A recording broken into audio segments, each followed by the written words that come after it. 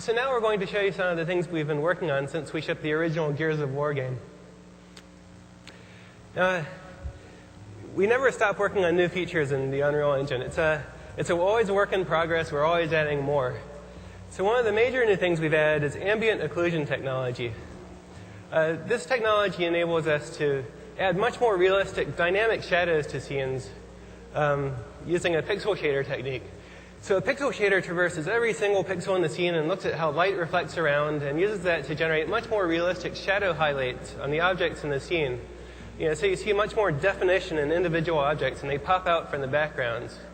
This technique works for characters as well. We've done significant work on the character pipeline. On the left here, you see Marcus Phoenix as he appears in Gears of War. And on the right, he's being rendered in our new character pipeline. You see there's much greater contrast in the shadows, much greater specular lighting bouncing off of the thing. You see a lot more detail in the character overall. This is also a lot more efficient and enables us to render a lot more characters in scenes.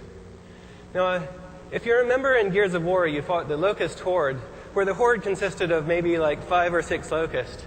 But now we can really build scenes containing hordes of creatures. And here we have over 100 creatures running around in real time using flocking technology.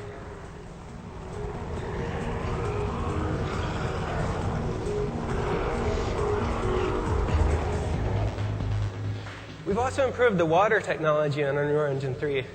Besides the realistic water physics simulation running underneath, we also have realistic specular and environment reflections bouncing off of the water. So it captures much more of the realistic liquidy feel you see there. You also have more dynamic interaction with the water, so more realistic sound effects, more realistic splashes using particle systems.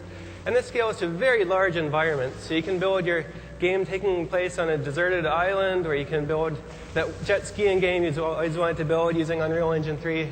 The engine now scales to much larger scenes like that. Now, Matinee is the system we use to build all of the Gears of War cinematics, the real-time cinematics that play back in engine. We've substantially improved this to give artists movie director class control over all of the objects in the scene, over cameras, over cuts. And we have a real-time preview now in engine that gives you all the visual effects of the real cinematic at a level that's not even seen in Hollywood now in their preview tools.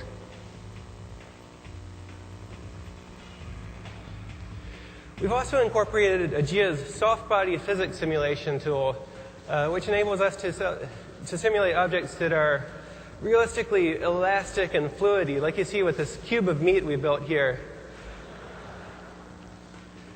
You can see the player can interact with that, push little pieces of it around, and it's all very elastic and buoyant.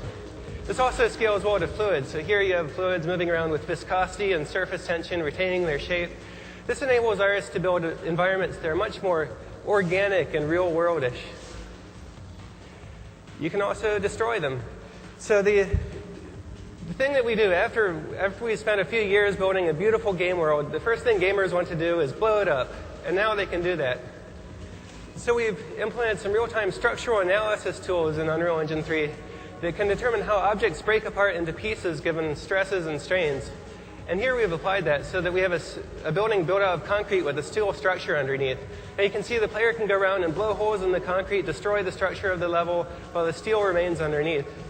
This is just one of the tools that enables designers to create far more realistic and destructible environments in future games. And these are just a few of the things we've been working on in Unreal Engine 3. We expect to have a lot more over the coming years as we learn to take more and more advantage of the Xbox 360's hardware power.